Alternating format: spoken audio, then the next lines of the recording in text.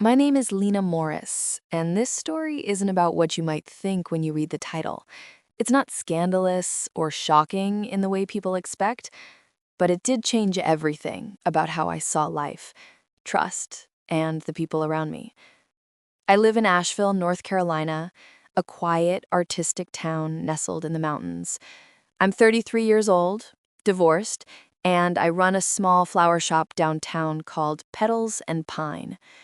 My life used to be predictable. Wake up early, open the shop, greet my regular customers, close up around 6, and head home to my apartment above the store. I liked the rhythm. I liked the control. Until the day a stranger walked in and disrupted that rhythm completely. His name was Aaron Blake. Aaron was a local carpenter who built furniture for boutiques and cafes in town. He was tall, soft-spoken, and had this quiet confidence about him. He came to my shop one morning, asking if I needed help fixing my display shelves, the ones that had started to lean dangerously toward the window. Normally, I hired a handyman through an app, but something about his easy manner made me say yes. He told me he'd seen the shelves while walking by and thought they were beautiful, but looked like they were holding on for dear life. That made me laugh, and just like that, he started showing up every few days, first to fix things, then to help build new displays. What started as business quickly grew into easy friendship. It was early spring when everything changed. The shop was full of color. Tulips, daisies, and lavender filled the air with that sweet, calming scent that only flowers can bring. I was rearranging the front section, bending over to pick up a pot that had rolled under the table, when I realized Aaron was standing right behind me, holding a box of tools. I turned slightly and said, "Careful, the table's loose on that side." But before I could stand up fully, I heard a loud crack. One of the display legs snapped under the weight of the vases, and everything started tipping toward the floor. Without hesitation, Aaron dropped the tools, grabbed the edge of the table, and reached around me to steady it before the glass shattered. The sudden closeness startled me. I could hear his breath, feel his hand brush my shoulder as he balanced the wood. For a split second, time froze. It wasn't romantic. It wasn't anything like that. It was human. He was just there protecting something that mattered to me, without thinking twice. We both laughed nervously once the table was steady again. "That could have been a disaster," he said, exhaling. "Yeah," I replied, still catching my breath. "Thanks for the quick save." He smiled.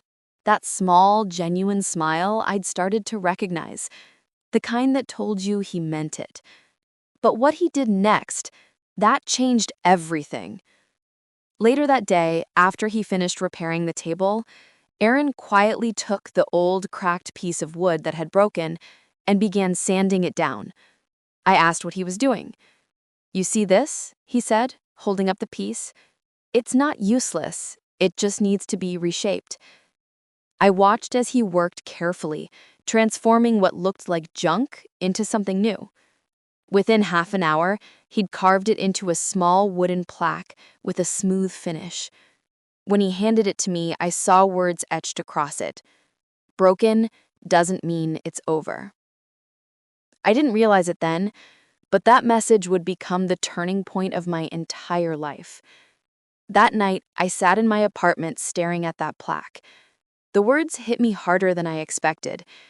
I had been divorced for 2 years, still carrying the weight of betrayal from my ex-husband, Mark. He'd left me for someone else, saying I was too focused on work and hard to connect with. For months after the divorce, I shut everyone out. Friends, family, even myself.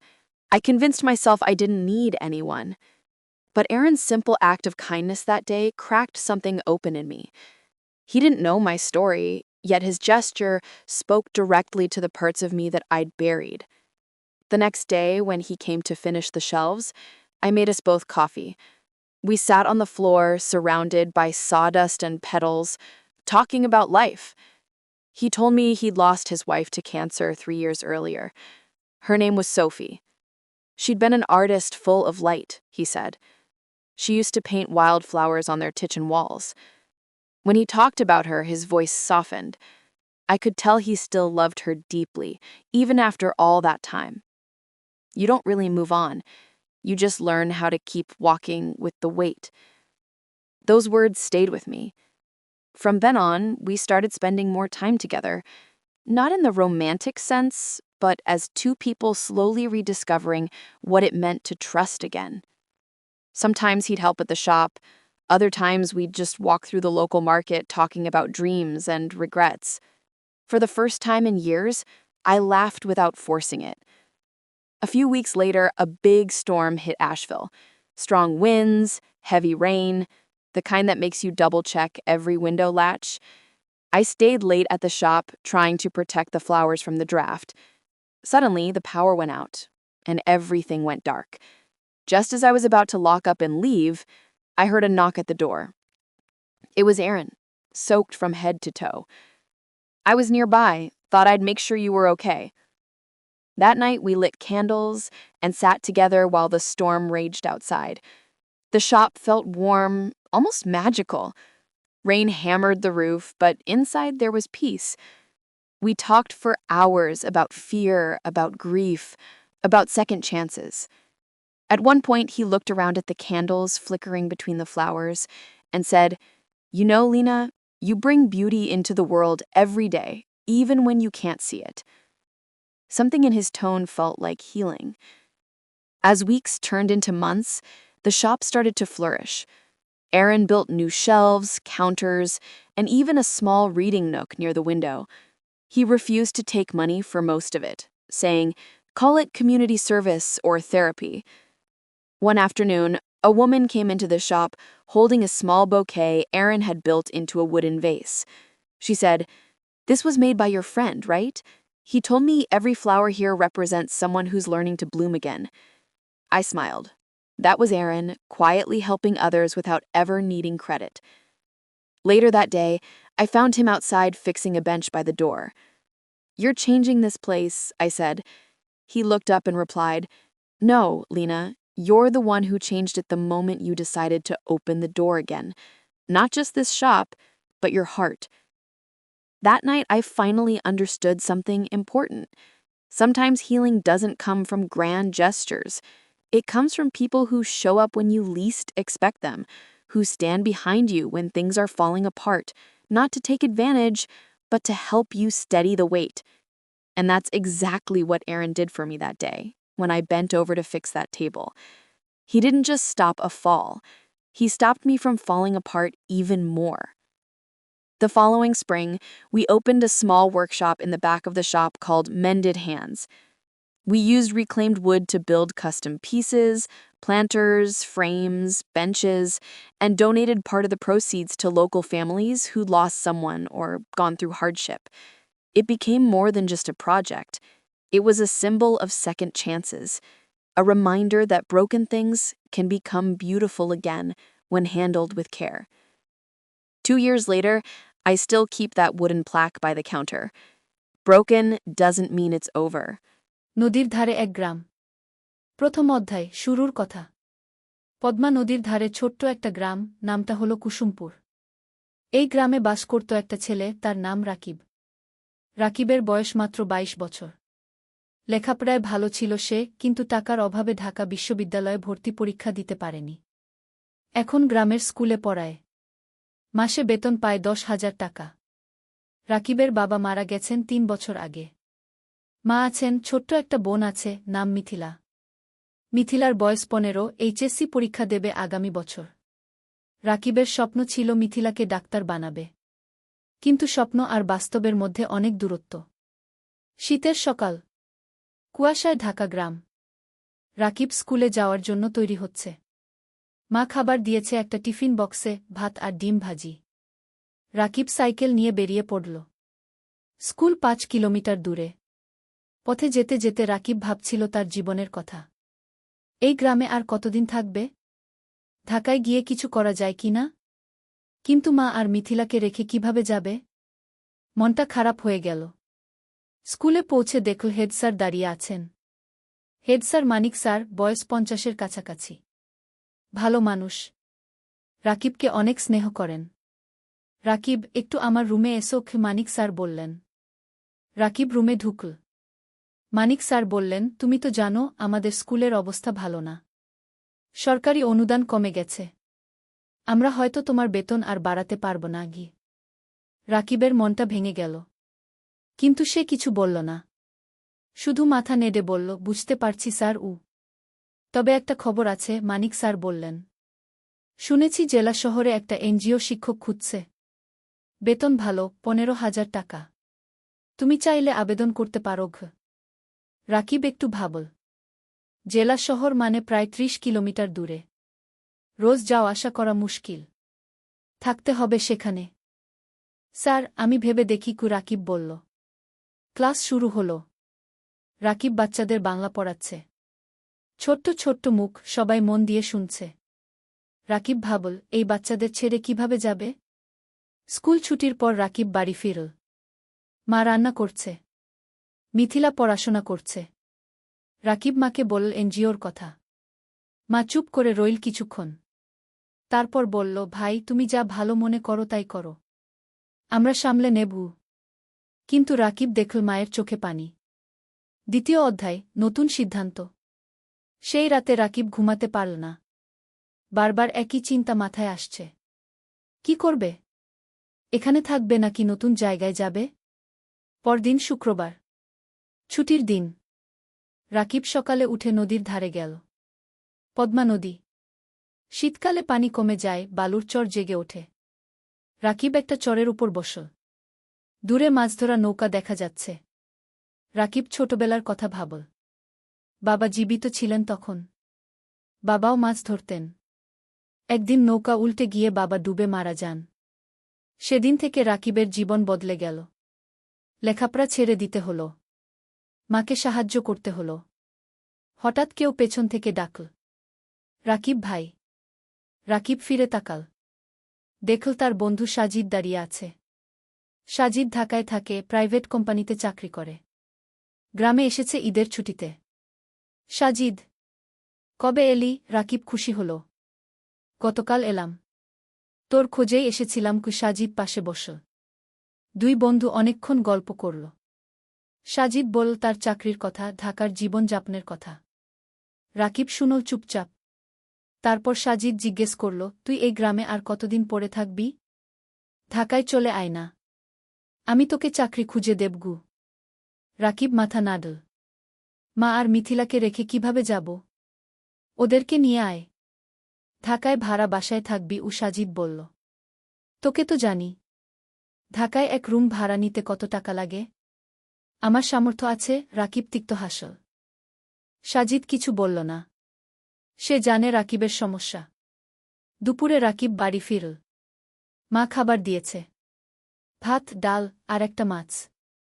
Rakib খেতে খেতে ভাবছিল, জীবনটা কেন এত কঠিন? খাওয়ার পর মিথিলা এল। ভাইয়া, আমার পরীক্ষার ফি দিতে হবে। 5,000 টাকা। রাকিবের মাথায় হাত। এই মাসে বেতন পাবে 10,000 টাকা। তার মধ্যে বাড়ি ভাড়া 3,000, মায়ের ওষুধ 2,000, খরচপাতি 3,000। পরীক্ষার ফি দেবে কোথা থেকে? চিন্তা করিস না, ব্যবস্থা হবে কি, রাকিব বলল। কিন্তু ব্যবস্থা হবে কিভাবে? রাকিব জানে না। সেই রাতে রাকিব মন স্থির করল। সে জেলা শহরে এনজিওর চাকরির জন্য আবেদন করবে। 15,000 টাকা হলে অনেক কিছু করা যাবে। তৃতীয় অধ্যায়, নতুন পথ। সোমবার সকালে রাকিব জেলা শহরে গেল। এনজিওর অফিস খুঁজে পেল। একটা 3তলা বিল্ডিং। ভেতরে ঢুকে নাম লিখল রিসেপশনে। কিছুক্ষণ পর ডাক পড়ল। একটা রুমে ঢুকল রাকিব। দেখল একজন ভদ্রমহিলা বসে আছেন। বয়স 40-এর কাছাকাছি। হাসি মুখ। বসুন। আপনার নাম? মহিলা জিজ্ঞেস করলেন। রাকিব। রাকিব হোসেন।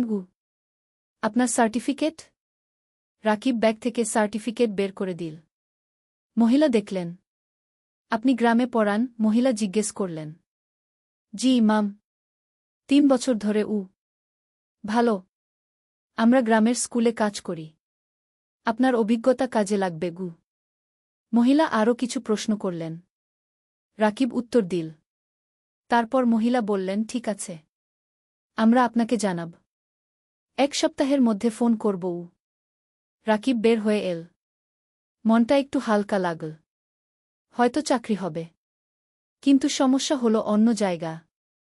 রাকিব গ্রামে ফিরে দেখল মা অসুস্থ হয়ে পড়েছে। জ্বর হয়েছে। ডাক্তার ডেকে আনতে হল। ডাক্তার ওষুধ লিখে দিল। ওষুধের দাম 1000 টাকা। রাকিবের পকেটে 5 টাকা ছিল। বাকি 5 টাকা ধার করতে হল পাশের বাড়ির কাকার কাছে। মা শুয়ে শুয়ে বলল, ভাই, তুমি জেলা শহরে চাকরি নিও না। আমরা এখানে থাকি। না মা, তোমার চিকিৎসার জন্য টাকা লাগবে। মিথিলার পড়াশোনার জন্য টাকা লাগবে। আমাকে ভালো চাকরি করতে হবে, কি রাকিব বলল। পরের সপ্তাহে রাকিবের ফোন এল। এনজিও থেকে চাকরি হয়েছে। পরের মাস থেকে জয়েন করতে হবে। রাকিব খুশি হল। কিন্তু সাথে সাথে চিন্তাও হল। জেলা শহরে থাকবে কোথায়? বাসা ভাড়া নিতে হবে। সেই টাকা কোথায়? রাকিব মানিক স্যারের কাছে গেল। সব বলল। মানিক স্যার শুনলেন। তারপর বললেন, তুমি চিন্তা করো না। আমার জেলা শহরে একটা ছোট্ট ফ্ল্যাট আছে। খালি পড়ে আছে। তুমি সেখানে থাকতে পারো। প্রথম 3 মাস ভাড়া লাগবে না আগে। রাকিবের চোখে পানি এল। স্যার, আপনি তুমি ভালো ছেলে। তোমার উন্নতি হোক, এটাই চাই। মানিক স্যার হাসলেন। রাকিব স্যারের পা ছুঁয়ে সালাম করল। 4র্থ অধ্যায়, জেলা শহরে নতুন জীবন। পরের মাসের প্রথম দিনে রাকিব জেলা শহরে চলে এল। মা আর মিথিলা গ্রামে রইল। রাকিব ঠিক করল সপ্তাহে একদিন গ্রামে যাবে। মানিক স্যারের ফ্ল্যাট ছোট্ট কিন্তু পরিষ্কার। একটা রুম, একটা রান্নাঘর, একটা বাথরুম। রাকিব নিজের জিনিসপত্র গুছিয়ে রাখল। পরদিন এনজিও অফিসে গেল। কাজ শুরু হল। রাকিবকে দায়িত্ব দেওয়া হল 5টা গ্রামের স্কুল দেখাশোনা করার। সপ্তাহে 3 দিন স্কুলে যেতে হবে, বাকি দিন অফিসে। প্রথম দিন রাকিব একটা গ্রামে গেল। স্কুলটা খুবই খারাপ অবস্থায়। ছাদ দিয়ে পানি পড়ে। বেঞ্চ ভাঙা। শিক্ষক মাত্র 2 জন। ছাত্রছাত্রী প্রায় 150। রাকিব শিক্ষকদের সাথে কথা বলল। তারা বলল অনেক সমস্যার কথা। বেতন কম। সরকারি সাহায্য নেই। অনেক বাচ্চা স্কুল ছেড়ে দিয়েছে। রাকিব বুঝল এখানে অনেক কাজ করার আছে। সে মনস্থির করে ভালোভাবে কাজ করবে। সন্ধ্যায় রাকিব ফ্ল্যাটে ফিরল। একা একা রান্না করল। ভাত আর ডিম ভাজি। খেয়ে শুয়ে পড়ল। মায়ের কথা মনে পড়ল। মিথিলার কথা মনে পড়ল। রাকিব মাকে ফোন করল। মা, কেমন আছো? ভালো আছি। তুমি খেয়েছ? মা জিজ্ঞেস করল। হ্যাঁ মা। তুমি ওষুধ খেয়েছ তো? খেয়েছি। মিথিলা পড়াশোনা করছে। তুমি চিন্তা করো না আগে। ফোন রেখে রাকিব ঘুমিয়ে পড়ল। দিন যাচ্ছে। রাকিব কাজে মন দিচ্ছে। সে দেখছে স্কুলগুলোর অবস্থা ধীরে ধীরে ভালো হচ্ছে। এনজিও থেকে সাহায্য আসছে। নতুন বেঞ্চ এসেছে। ছাদ মেরামত হয়েছে। শিক্ষকদের ট্রেনিং দেওয়া হচ্ছে। রাকিব খুশি। তার মনে হচ্ছে সে কিছু ভালো কাজ করছে। 3 মাস পর রাকিব প্রথম বেতন পেল। 15,000 টাকা। রাকিব সাথে সাথে 10,000 টাকা মাকে পাঠিয়ে দিল। বাকি 5,000 টাকা দিয়ে নিজের খরচ চালাবে। মা ফোন করে কাঁদল। ভাই, তুমি এত টাকা পাঠালে তোমার কি হবে? মা, তুমি চিন্তা করো না। আমার হয়ে যাবে। তুমি ভালো থাকো গো। রাকিবের মনে হল জীবনে প্রথমবার সে কিছু করতে পারছে। 5ম অধ্যায়, নতুন বন্ধুত্ব। এনজিও অফিসে রাকিবের সহকর্মী অনেক। তার মধ্যে একজন মেয়ে আছে, নাম তানিয়া। তানিয়া ঢাকা থেকে এসেছে। লেখাপড়া করেছে ঢাকা বিশ্ববিদ্যালয়ে। খুব মেধাবী। কিন্তু গ্রামের মানুষের জন্য কাজ করতে চায়। তাই এনজিওতে জয়েন করেছে। তানিয়া আর রাকিব প্রায় একসাথে মাঠে কাজ করে। স্কুলে যায়। শিক্ষকদের সাথে কথা বলে। বাচ্চাদের পড়ায়। ধীরে ধীরে তানিয়া আর রাকিবের মধ্যে বন্ধুত্ব হল। তানিয়া রাকিবকে অনেক কিছু শেখায়। কিভাবে প্রজেক্ট প্ল্যান করতে হয়, কিভাবে রিপোর্ট লিখতে হয়, কিভাবে মানুষের সাথে কথা বলতে হয়। রাকিব তানিয়াকে শেখায় গ্রামের জীবন সম্পর্কে। গ্রামের মানুষের সমস্যা সম্পর্কে কিভাবে তাদের সাহায্য করা যায়। একদিন তানিয়া রাকিবকে জিজ্ঞেস করল, তুমি কি বিয়ে করেছ? রাকিব হেসে বলল, না, বিয়ের কথা ভাবার সময় নেই, এখন পরিবারের দায়িত্ব আছে। তোমার পরিবার কেমন? তানিয়া জিজ্ঞেস করল। রাকিব তার মা আর মিথিলার কথা বলল। বাবার মৃত্যুর কথা বলল। কিভাবে সে সংসার চালাচ্ছে সেই কথা বলল। তানিয়া শুনল চুপচাপ। তারপর বলল, তুমি খুব সাহসী। রাকিব কিছু বলল না, শুধু হাসল। সময় যাচ্ছে।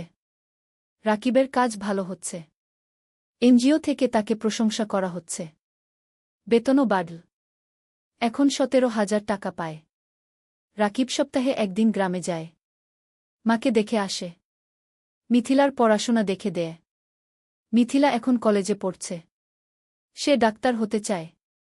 একদিন মা রাকিবকে বলল, ভাই, তোর বিয়ের কথা ভাবা উচিত কি?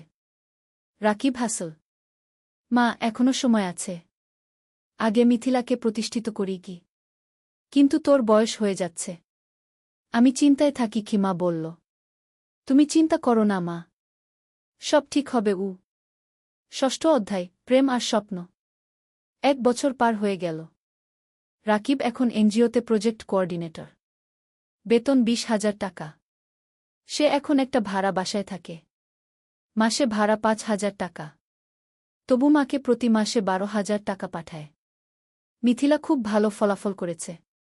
সে মেডিকেল কলেজে ভর্তি হতে চায়। কিন্তু ভর্তি পরীক্ষার জন্য কোচিং করতে হবে। কোচিং ফি অনেক। রাকিব চিন্তায় পড়ল। কোথা থেকে টাকা আসবে? তানিয়া বুঝতে পারল রাকিবের সমস্যা। একদিন সে বলল, রাকিব, তুমি কিছু চিন্তিত মনে হচ্ছে কি? রাকিব মিথিলার কথা বলল। তানিয়া বলল, আমি আমার এক বন্ধুকে জানি।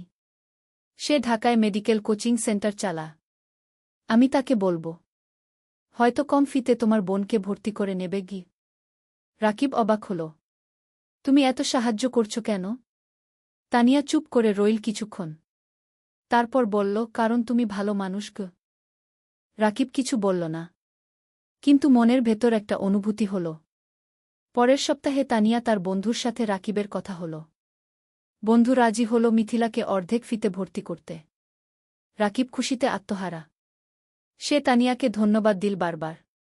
তানিয়া হেসে বলল, ধন্যবাদ না, একটা ট্রিট দাও। রাকিব তানিয়াকে নিয়ে গেল একটা রেস্টুরেন্টে। দুজন একসাথে খাবার খেল।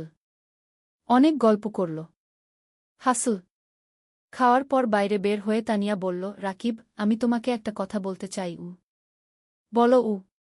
তানিয়া একটু থেমে বলল, আমি তোমাকে ভালোবাসি। রাকিব স্তব্ধ হয়ে গেল। কি বলবে বুঝতে পারল না। তানিয়া বলল, আমি জানি এটা হঠাৎ শোনাচ্ছে। কিন্তু 1 বছর ধরে তোমার সাথে কাজ করছি। তোমার চরিত্র, তোমার পরিবারের প্রতি দায়িত্ববোধ, তোমার সততা, সব কিছু দেখেছি।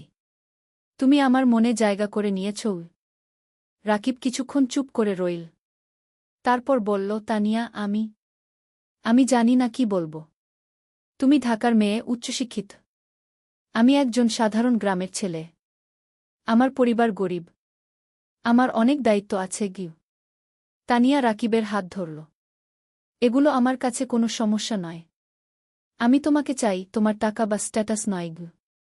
রাকিবের চোখে পানি এল। তানিয়া, আমি তোমাকে কিছু দিতে পারব না গি। তুমি আমাকে ভালোবাসা দিতে পারবে। সততা দিতে পারবে। এটাই যথেষ্ট। রাকিব তানিয়ার দিকে তাকাল। তারপর বলল, আমিও তোমাকে ভালোবাসি। কিন্তু ভয় পাচ্ছি। কিসের ভয়? তানিয়া জিজ্ঞেস করল। ভয় পাচ্ছি তোমার পরিবার রাজি হবে না। ভয় পাচ্ছি আমি তোমাকে সুখী করতে পারব না গি। তানিয়া হাসল। আমার পরিবার আমাকে বিশ্বাস করে। আমি যদি খুশি থাকি, তারা খুশি থাকবে। আর তুমি আমাকে সুখী করতে পারবে কিনা সেটা সময় বলবে। আমরা একসাথে চেষ্টা করব। সেই রাতে রাকিব ঘুমাতে পারল না। সারারাত তানিয়ার কথা ভাবল। জীবনে প্রথমবার কেউ তাকে এভাবে ভালোবাসল। 7ম অধ্যায়, বাধা আর চ্যালেঞ্জ। পরের সপ্তাহে রাকিব গ্রামে গেল। মাকে সব কথা বলল। তানিয়ার কথা, প্রেমের কথা। মা শুনল চুপচাপ। তারপর বলল, মেয়ে কেমন? খুব ভালো মা। তুমি তাকে দেখলে পছন্দ করবে গি। তার পরিবার রাজি হবে? আমরা তো গরিব, খিমা চিন্তিত হল। তানিয়া বলেছে তার পরিবার তাকে বিশ্বাস করে। সমস্যা হবে না গি। মিথিলা খুশি হল। ভাইজা, তুমি বিয়ে করছ? আমি ভাবির সাথে দেখা করব। রাকিব হাসল। হ্যাঁ রে, তোকে নিয়ে যাব ঢাকায়। কিন্তু সমস্যা এল অন্য দিক থেকে। তানিয়া তার বাবা-মাকে রাকিবের কথা বলল। প্রথমে তারা খুশি হল। কিন্তু যখন জানো রাকিব একজন এনজিও কর্মী, বেতন মাত্র 20,000 টাকা, তখন তারা আপত্তি করল। তানিয়ার বাবা বললেন, তানিয়া, তুমি ঢাকা বিশ্ববিদ্যালয় থেকে পাস করেছ। তুমি একজন ভালো চাকরিজীবী ছেলে পাবে। এই ছেলে তোমাকে কি দেবে? তানিয়া বলল, বাবা, আমি টাকার জন্য বিয়ে করছি না। আমি রাকিবকে ভালোবাসি। ভালোবাসা দিয়ে সংসার চলে না কি? তানিয়ার মা বললেন। বাবা, মা, রাকিব খুব সৎ এবং পরিশ্রমী। সে তার পরিবারের জন্য অনেক কষ্ট করছে। এরকম মানুষ এখন কমই আছে কি? তানিয়া বোঝানোর চেষ্টা করল। আমরা সময় চাই। আমরা ছেলেটাকে দেখতে চাই কি? তানিয়ার বাবা বললেন। তানিয়া রাকিবকে ফোন করে সব বলল। রাকিব শুনল। তারপর বলল, আমি জানতাম এটা হবে গু। তুমি হাল ছেড়ে দিও না। আমি তাদের বোঝাব। তানিয়া বলল। পরের মাসে রাকিব ঢাকায় গেল। তানিয়ার বাবা-মার সাথে দেখা করল। তারা রাকিবকে অনেক প্রশ্ন করল। রাকিব সব সততার সাথে উত্তর দিল। তানিয়ার বাবা বললেন, তুমি তোমার ভবিষ্যৎ নিয়ে কি ভাবছ? তুমি সারা জীবন এনজিওতে থাকবে? রাকিব বলল, আঙ্কেল, আমি স্বপ্ন দেখি একদিন নিজের একটা স্কুল করব। গ্রামের গরিব ছেলে মেয়েদের বিনামূল্যে পড়াব। এটা আমার লক্ষ্য। তানিয়ার বাবা অবাক হলেন। তুমি কি জানো একটা স্কুল খুলতে কত টাকা লাগে? জানি আঙ্কেল।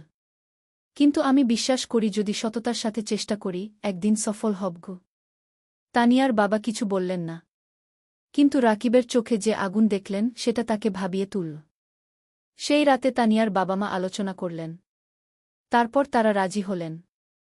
কিন্তু একটা শর্ত দিলেন, রাকিবকে আরও ভালো চাকরি খুঁজতে হবে। রাকিব শর্ত মেনে নিল। অষ্টম অধ্যায়, নতুন সুযোগ। বিয়ের প্রস্তুতি শুরু হল। কিন্তু রাকিব চিন্তায় ছিল। বিয়েতে অনেক খরচ হবে। সেই টাকা কোথায়? তানিয়া বলল, আমরা সিম্পল বিয়ে করব। বেশি খরচ করব না আগে। কিন্তু তানিয়ার পরিবার বড় বিয়ে চায়। অনেক আত্মীয় স্বজন আছে। রাকিব টেনশনে ছিল। তখন মানিক স্যার তাকে ডাকলেন। স্যার বললেন, রাকিব, আমি শুনেছি তোমার বিয়ে হবে। আমি তোমাকে একটা উপহার দিতে চাই। স্যার একটা খাম দিলেন। খামে ছিল 50,000 টাকা। রাকিবের চোখ বড় হয়ে গেল। স্যার, এটা আমি নিতে পারব না গি। এটা উপহার। তুমি আমার ছাত্রের মতো। তুমি অবশ্যই নেবে। স্যার জোর করলেন। রাকিব স্যারকে জড়িয়ে ধরল। স্যার, আপনি আমার জন্য অনেক কিছু করেছেন গি। তুমি ভালো থাকো। এটাই চাই। এদিকে রাকিবের ভাগ্য ঘুরতে শুরু করল। একদিন এনজিওর ডিরেক্টর রাকিবকে ডাকলেন। বললেন, রাকিব, তোমার কাজ আমরা খুব পছন্দ করেছি। আমরা একটা নতুন প্রজেক্ট শুরু করছি। তুমি প্রজেক্ট ম্যানেজার হবে। বেতন হবে 35,000 টাকা গু। রাকিব বিশ্বাস করতে পারল না। 35,000 টাকা! এত টাকা কখনো কল্পনাও করেনি। স্যার, সত্যি? রাকিব জিজ্ঞেস করল। হ্যাঁ, তুমি যোগ্য। তুমি পারবে কি? ডিরেক্টর বললেন। রাকিব সাথে সাথে তানিয়াকে ফোন করল। তানিয়া খুশিতে চিৎকার করল। সেই সন্ধ্যায় রাকিব মাকে ফোন করল। সব বলল। মা কাঁদতে লাগল। খুশির কান্না। ভাই, আল্লাহ তোমার ভালো করেছে। তুমি অনেক কষ্ট করেছ কি? মা বলল। মা, এখন আমরা ভালো থাকব। মিথিলার পড়াশোনা ভালো হবে।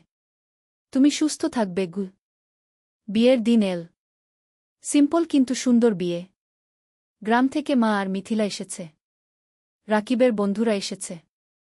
এনজিও অফিসের সবাই এসেছে। তানিয়া দেখতে খুব সুন্দর লাগছিল লাল শাড়িতে। রাকিব পাঞ্জাবি পরেছে। বিয়ে হল। সবাই দোয়া করল। আশীর্বাদ করল। রাকিব আর তানিয়া নতুন জীবন শুরু করল।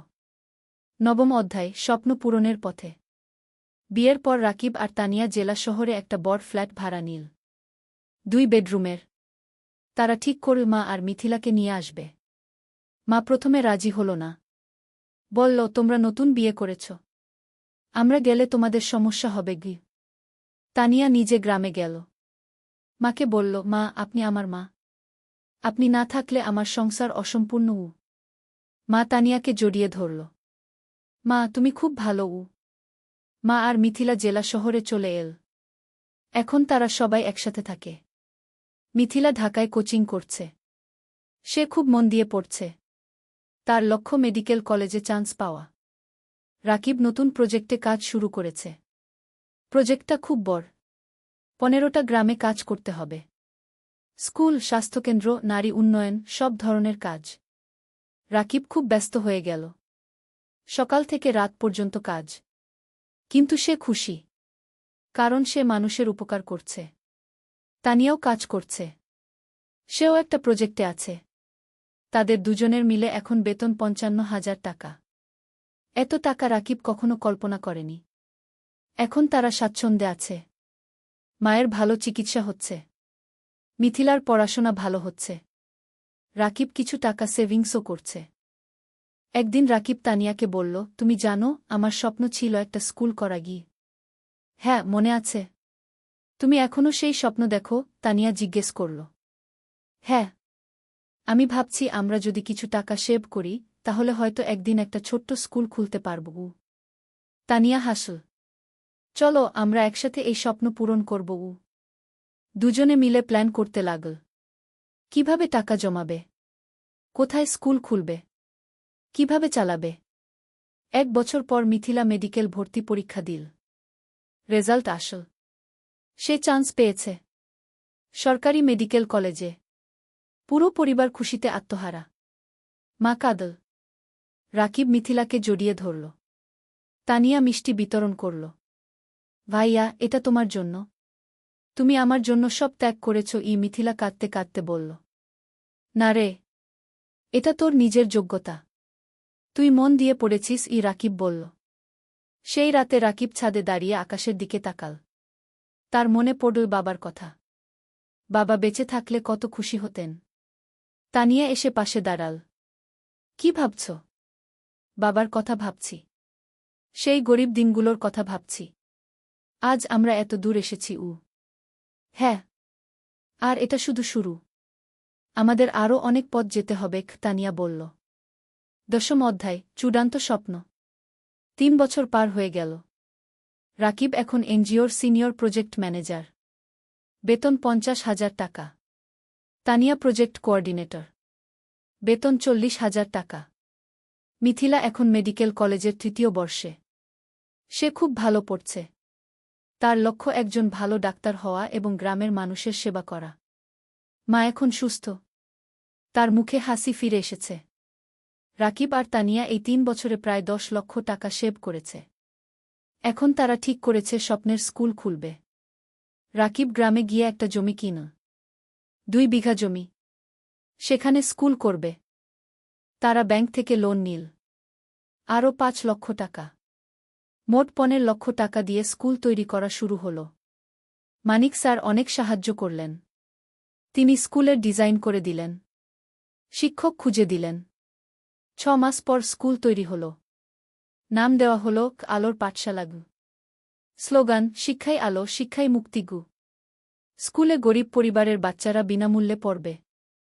ধনী পরিবারের বাচ্চারা কম ফিতে পড়বে। এই ফি দিয়ে স্কুল চলবে। স্কুল খোলার দিন গ্রামের সব মানুষ এল। জেলা প্রশাসক এলেন উদ্বোধন করতে। মানিক স্যার, এনজিওর ডিরেক্টর, সবাই এলেন। রাকিব মাইকে দাঁড়িয়ে বলল, আমি একসময় খুব গরিব ছিলাম। লেখাপড়া করতে পারিনি ঠিকমতো। কিন্তু আমি হাল ছাড়িনি। আজ আমি এই স্কুল করলাম যাতে গ্রামের কোনো বাচ্চাকে টাকার অভাবে লেখাপড়া ছাড়তে না হয়। সবাই হাততালি দিল। তানিয়া বলল, এই স্কুল শুধু আমার স্বামীর স্বপ্ন নয়, আমার স্বপ্ন। আমরা চাই এই গ্রামের প্রতিটা বাচ্চা শিক্ষিত হোক। আবার হাততালি। স্কুল চালু হল। প্রথম দিন 50 জন বাচ্চা ভর্তি হল। দ্বিতীয় মাসে 100। তৃতীয় মাসে 200। রাকিব আর তানিয়া সপ্তাহে 3 দিন স্কুলে যায়।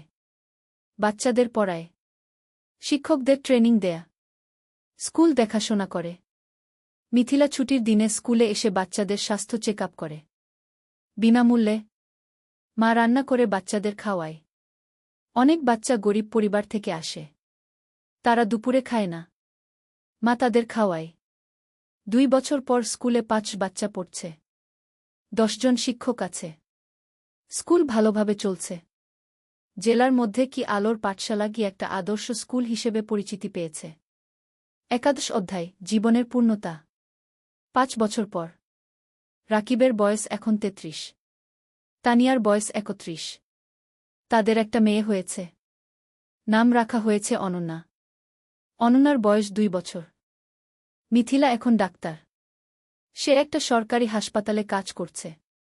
সে গ্রামের মানুষের বিনামূল্যে সেবা দেয়া। মা সুস্থ এবং খুশি। তার নাতনি অনন্যাকে নিয়ে সময় কাটায়। আলোর পাঠশালা কি এখন জেলার সেরা স্কুলগুলোর একটা।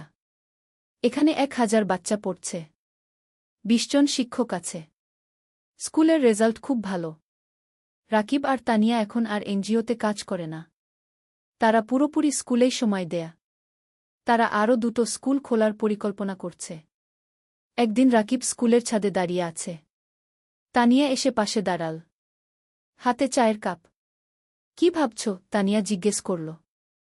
ভাবছি আমাদের যাত্রার কথা। 8 বছর আগে আমি একজন গরিব স্কুল শিক্ষক ছিলাম। আজ আমার নিজের স্কুল আছে। 1000 বাচ্চা পড়ছে গু। হ্যাঁ, আমরা অনেক দূর এসেছি। কিন্তু আরও অনেক পথ বাকি, তানিয়া বলল। জানো, কখনো কখনো মনে হয় স্বপ্ন দেখা ভালো। স্বপ্ন মানুষকে বাঁচিয়ে রাখে। আমি স্বপ্ন দেখেছিলাম বলে আজ এখানে এসেছি। তানিয়া রাকিবের হাত ধরল। আর আমি তোমাকে বিশ্বাস করেছিলাম বলে তোমার স্বপ্ন আমার স্বপ্ন হয়ে গেল। দুজন চুপচাপ দাঁড়িয়ে রইল। নিচে বাচ্চারা খেলছে। তাদের হাসির শব্দ শোনা যাচ্ছে। রাকিব বলল, জানো তানিয়া, আমার এখন মনে হয় জীবনের সবচেয়ে বড় সফলতা হলো মানুষের মুখে হাসি ফোটানো। টাকা, প্রতিষ্ঠা সব তুচ্ছ যখন দেখি একটা গরিব বাচ্চা আমাদের স্কুলে পড়ে ভালো রেজাল্ট করছে। তানিয়া মাথা নাড়ল। একদম ঠিক। তুমি জানো, গত সপ্তাহে সেই রহিম নামের ছেলেটা এসেছিল, যে 3 বছর আগে আমাদের স্কুলে ভর্তি হয়েছিল। হ্যাঁ, মনে আছে। তার বাবা রিকশা চালায়। সে ক্লাসে ফার্স্ট হয়েছে। তার বাবা এসে আমার পা ছুঁয়ে কাঁদছিল। বলছিল, আপনারা না থাকলে আমার ছেলে লেখাপড়া শিখতে পারত না। রাকিবের চোখ ভিজে গেল। এই মুহূর্তগুলোর জন্যই আমরা কাজ করি। হঠাৎ অনন্যা দৌড়ে এল। বাবা, বাবা, দেখো আমি কি এঁকেছি। রাকিব মেয়েকে কোলে তুলে নিল। অনন্যা একটা ছবি দেখাল। একটা স্কুল, সামনে অনেক বাচ্চা। এটা কি? রাকিব জিজ্ঞেস করল। এটা আমাদের স্কুল। দাদু বলেছে তুমি এই স্কুল বানিয়েছ। অনন্যা বলল। রাকিব মেয়ের কপালে চুমু খেল। হ্যাঁ রে, একদিন তুইও বড় হয়ে ভালো কিছু করবি। আমি ডাক্তার হব, মাসির মতো। তারপর গরিব মানুষদের দেখব। অনন্যা বলল। তানিয়া হাসল। দেখছ, আমাদের পরবর্তী প্রজন্ম স্বপ্ন দেখছে। দ্বাদশ অধ্যায় নতুন চ্যালেঞ্জ। কিন্তু জীবন কখনো সোজা পথে চলে না। একদিন রাকিব খবর পেল স্কুলের জমি নিয়ে সমস্যা হয়েছে। একজন স্থানীয় রাজনীতিবিদ দাবি করছে জমিটা তার। রাকিব চিন্তায় পড়ে গেল। সে আইনজীবীর সাথে দেখা করল। আইনজীবী বলল, কাগজপত্র দেখাও। রাকিব সব কাগজ দেখাল। আইনজীবী দেখে বলল, তোমার কাগজ ঠিক আছে, কিন্তু ওই লোক ক্ষমতাবান। সে ঝামেলা করবে। তাহলে কি করব? রাকিব জিজ্ঞেস করল। কোর্টে কেস করতে হবে। সময় লাগবে, টাকাও লাগবে। রাকিব বাড়ি ফিরে তানিয়াকে সব বলল। তানিয়া শুনল। তারপর বলল, আমরা লড়ব। আমরা সত্যের পক্ষে আছি। কেস শুরু হল। প্রতি সপ্তাহে কোর্টে যেতে হচ্ছে। আইনজীবীর ফি দিতে হচ্ছে। টাকা খরচ হচ্ছে অনেক। কিন্তু রাকিব হাল ছাড়ল না।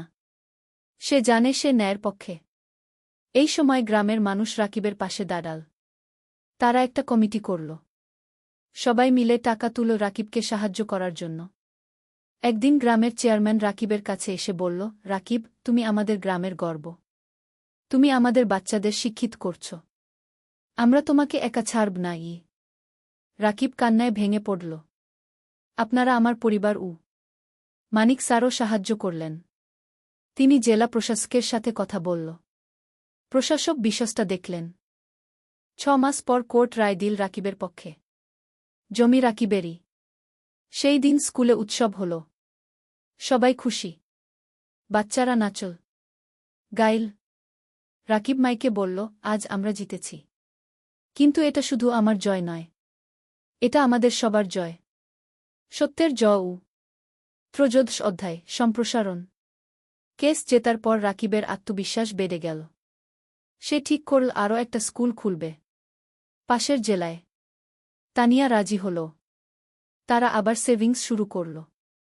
এই সময় একটা বড় সুখবর এল। একটা আন্তর্জাতিক এনজিও তাদের স্কুলের কথা শুনেছে। তারা সাহায্য করতে চায়। এনজিওর একজন প্রতিনিধি এল আলোর পাঠশালাগু দেখতে। সে সব দেখল। শিক্ষকদের সাথে কথা বলল, বাচ্চাদের সাথে কথা বলল। তারপর সে রাকিবকে বলল, আমরা আপনার কাজে মুগ্ধ। আমরা আপনাকে 10 লক্ষ টাকা গ্রান্ট দিতে চাই নতুন স্কুলের জন্য। রাকিব বিশ্বাস করতে পারল না। 10 লক্ষ টাকা? সত্যি? রাকিব জিজ্ঞেস করল। হ্যাঁ। আপনি একটা প্রস্তাব লিখে পাঠান, আমরা অনুমোদন করব। রাকিব আর তানিয়া রাত দিন পরিশ্রম করে প্রস্তাব লিখল, পাঠিয়ে দিল। 1 মাস পর অনুমোদন এল। 10 লক্ষ টাকা। রাকিব পাশের জেলায় জমি কিনা। নতুন স্কুল তৈরি শুরু হল। এবার আরও বড় স্কুল, আরও ভালো সুবিধা। মিথিলা বলল, ভাইজা, নতুন স্কুলে একটা হেলথ ক্লিনিক বানাও। আমি সপ্তাহে একদিন এসে বাচ্চাদের দেখব। চমৎকার আইডিয়া, রাকিব বলল। নতুন স্কুলে একটা হেলথ ক্লিনিকও তৈরি হল। মিথিলা আর তার 2 জন সহকর্মী ডাক্তার সেখানে বিনামূল্যে সেবা দেয়া। নতুন স্কুলের নাম দেওয়া হল আলোর পাঠশালা, দুগ। এখানেও গরিব বাচ্চারা বিনামূল্যে পড়ে। 1 বছরে দ্বিতীয় স্কুলেও 5 বাচ্চা ভর্তি হল। রাকিবের স্বপ্ন আরও বড় হল। সে ভাবল জেলার প্রতিটা গ্রামে একটা করে স্কুল করবে। চতুর্দশ অধ্যায়, পুরস্কার। 3 বছর পর। রাকিব এখন 40 বছরের। তার 5টা আলোর পাঠশালাগু আছে। 5টা জেলায়। প্রায় 3000 বাচ্চা পড়ছে। 2 শিক্ষক কাজ করছে। একদিন রাকিব একটা ফোন পেল। ঢাকা থেকে। শিক্ষা মন্ত্রণালয় থেকে। আপনি রাকিব হোসেন? ফোনে একজন জিজ্ঞেস করল। জিউ। আপনাকে জানাতে পেরে আনন্দিত যে আপনার নাম জাতীয় শিক্ষা পুরস্কারের জন্য নির্বাচিত হয়েছে। আপনি গ্রামীণ শিক্ষায় অসামান্য অবদান রেখেছেন। রাকিব স্তব্ধ হয়ে গেল। জাতীয় পুরস্কার? সত্যি? রাকিব জিজ্ঞেস করল। হ্যাঁ। আগামী মাসে ঢাকায় অনুষ্ঠান হবে। মাননীয় প্রধানমন্ত্রী পুরস্কার দেবেন। রাকিব ফোন রেখে তানিয়াকে জড়িয়ে ধরল। তান, আমরা জাতীয় পুরস্কার পেয়েছি। তানিয়া কাঁদতে লাগল। খুশির কান্না। তুমি পেরেছ। তুমি সত্যিই পেরেছ। মা খবর শুনে কাঁদল। ভাই, তোর বাবা বেঁচে থাকলে কত খুশি হতো। মিথিলা বলল, ভাইজা, তুমি আমার হিরো গো। অনন্যা, এখন 7 বছর, বলল, বাবা, তুমি সবচেয়ে ভালো বাবা। পুরস্কারের দিন। ঢাকা, বঙ্গভবন। রাকিব স্যুট পরেছে। তানিয়া শাড়ি পরেছে। মা, মিথিলা, অনন্যা সবাই গেছে। মানিক স্যারও গেছে। তিনি রাকিবকে বললেন, আমি গর্বিত তোমার শিক্ষক ছিলাম। অনুষ্ঠানে অনেক মানুষ। রাকিবের নাম ডাকা হল। সে মঞ্চে উঠল। প্রধানমন্ত্রী তাকে পুরস্কার দিলেন। একটা ক্রেস্ট, একটা সার্টিফিকেট আর 5 লক্ষ টাকা। রাকিব মাইকে দাঁড়িয়ে বলল, আমি একজন সাধারণ গ্রামের ছেলে। আমার বাবা রিকশা চালাতেন। আমি গরিব পরিবার থেকে এসেছি। কিন্তু আমি স্বপ্ন দেখতে ছাড়িনি। আজ আমি এখানে দাঁড়িয়ে বলতে পারি, যে কেউ পারে যদি সে চেষ্টা করে। পুরো হল হাততালিতে মুখরিত হল। এই পুরস্কার শুধু আমার নয়। এটা আমার স্ত্রী তানিয়ার, আমার মায়ের, আমার বোন মিথিলার, আমার গুরু মানিক স্যারের, আর আমার সেই সব বাচ্চাদের যারা আলোর পাঠশালায় পড়ছে। আবার হাততালি। অনুষ্ঠান শেষ হল। সবাই বাড়ি ফিরল। সেই রাতে রাকিব ব্যালকনিতে দাঁড়িয়ে আকাশের দিকে তাকাল। তার মনে পড়ল সেই দিনের কথা যখন সে পদ্মা নদীর ধারে বসে ভাবছিল জীবন দিয়ে কি করবে। আজ সেই জীবন কত বদলে গেছে। তানিয়া এসে পাশে দাঁড়াল। কি ভাবছ? ভাবছি আমরা কত দূর এসেছি। আর ভাবছি আমাদের এখনো কত কাজ বাকি। হ্যাঁ, আমাদের স্বপ্ন এখনো শেষ হয়নি, তানিয়া বলল। ৫০ অধ্যায়, উত্তরাধিকার। আরও ৫ বছর কেটে গেল। রাকিবের বয়স এখন ৪৫। তার ১০টা আলোর পাঠশালাগু আছে। ১০টা জেলায় ৬,০০০ বাচ্চা পড়ছে। ৪ শিক্ষক কাজ করছে। মিথিলা এখন একজন সফল ডাক্তার। সে নিজের একটা হাসপাতাল খুলেছে। গরিব মানুষদের বিনামূল্যে চিকিৎসা দেয়া। অনন্যা এখন ১২ বছর। সে আলোর পাঠশালাতেই পড়ছে। সে খুব মেধাবী। তার স্বপ্ন শিক্ষক হওয়া। বাবার মতো। মা এখন অনেক বয়স্ক, কিন্তু সুস্থ। সে নাতিনাতনীদের নিয়ে সময় কাটায়। হ্যাঁ, রাকিবের এখন ২ সন্তান। অনন্যার পরে একটা ছেলে হয়েছে। নাম অনির্বাণ। বয়স ৫ বছর। রাকিব এখন একটা বড় শিক্ষা প্রতিষ্ঠানের প্রতিষ্ঠাতা। তার কাজের স্বীকৃতি সারা দেশে। বিদেশ থেকেও মানুষ আসে তার স্কুল দেখতে। কিন্তু রাকিব এখনও সেই সাধারণ মানুষই আছে। সে নিজে স্কুলে যায়, বাচ্চাদের পড়ায়, তাদের সাথে খেলে। একদিন একজন সাংবাদিক রাকিবকে ইন্টারভিউ করতে এল। সে জিজ্ঞেস করল, আপনার সাফল্যের রহস্য কি? রাকিব হেসে বলল, রহস্য বলে কিছু নেই। শুধু ৩টা জিনিস, স্বপ্ন, পরিশ্রম আর সততা। আপনার ভবিষ্যৎ পরিকল্পনা? আরও ২০টা স্কুল খুলব, প্রতিটা জেলায়, যাতে কোনো বাচ্চা শিক্ষা থেকে বঞ্চিত না হয়। আপনি কি রাজনীতিতে আসবেন? অনেকে বলছে আপনি দেশের জন্য অনেক করতে পারবেন। রাকিব মাথা নাড়ল। না, আমি শিক্ষক থাকতে চাই। রাজনীতি আমার জায়গা নয়। সাংবাদিক আরও অনেক প্রশ্ন করল। রাকিব উত্তর দিল। সেই রাতে টিভিতে ইন্টারভিউ দেখানো হল। পুরো দেশ দেখল। অনেক মানুষ অনুপ্রাণিত হল রাকিবের গল্পে। পরের দিন রাকিবের ফোন বাজতে লাগল। অনেক মানুষ সাহায্য করতে চায়, ডোনেশন দিতে চায়, স্বেচ্ছাসেবক হতে চায়। রাকিব তানিয়াকে বলল, দেখছ, মানুষ ভালো কাজে এগিয়ে আসতে চায়। শুধু সুযোগ দরকার। তানিয়া বলল, হ্যাঁ। আর তুমি সেই সুযোগ তৈরি করেছ। শেষ অধ্যায়, জীবনের অর্থ। আরও ১০ বছর পরের ঘটনা। রাকিবের বয়স এখন ৫৫। চুলে পাক ধরেছে, কিন্তু চোখে এখনও সেই আগুন। তার এখন ২৫টা আলোর পাঠশালাগু আছে। ১৫,০০০ বাচ্চা পড়ছে। ১,০০০-এর বেশি শিক্ষক কাজ করছে। মা আর বেঁচে নেই। ৩ বছর আগে মারা গেছেন। শান্তিতে। তার শেষ ইচ্ছা ছিল রাকিব যেন তার কাজ চালিয়ে যায়। রাকিব সেই ওয়াদা রেখেছে। মিথিলা এখন একজন প্রতিষ্ঠিত ডাক্তার। তার হাসপাতাল জেলার সেরা হাসপাতাল। সে বিয়ে করেছে একজন ইঞ্জিনিয়রকে। তাদের ২ সন্তান। অনন্যা এখন ২২ বছর। সে শিক্ষক হয়েছে। আলোর পাঠশালাতেই পড়ায়। সে বাবার উত্তরসূরি। অনির্বাণ এখন ১৫ বছর। সে মেডিকেলে পড়তে চায়। মাসির মতো ডাক্তার হতে চায়। রাকিব এখন অনেক কম সময় অফিসে থাকে। বেশিরভাগ সময় বাচ্চাদের সাথে থাকে। গল্প বলে, গান শেখায়, জীবনের পাঠ দেয়। একদিন একটা বাচ্চা রাকিবকে জিজ্ঞেস করল, স্যার, আপনি এত কিছু করলেন কেন? আপনি তো ব্যবসা করে ধনী হতে পারতেন। রাকিব হাসল। বাবা, টাকা দিয়ে সব কিছু কেনা যায় না। আমি যখন দেখি তুমি ভালো রেজাল্ট করেছ, তখন যে আনন্দ পাই সেটা কোনো টাকায় কেনা যায় না। তাহলে জীবনের অর্থ কি স্যার? বাচ্চাটা জিজ্ঞেস করল। রাকিব একটু ভাবল। তারপর বলল, জীবনের অর্থ হল অন্যের জীবনে আলো জ্বালানো। যদি তুমি একজন মানুষকেও সাহায্য করতে পারো, তাহলে তোমার জীবন সার্থক। বাচ্চাটা মাথা নাড়ল। আমিও আপনার মতো হতে চাই স্যার।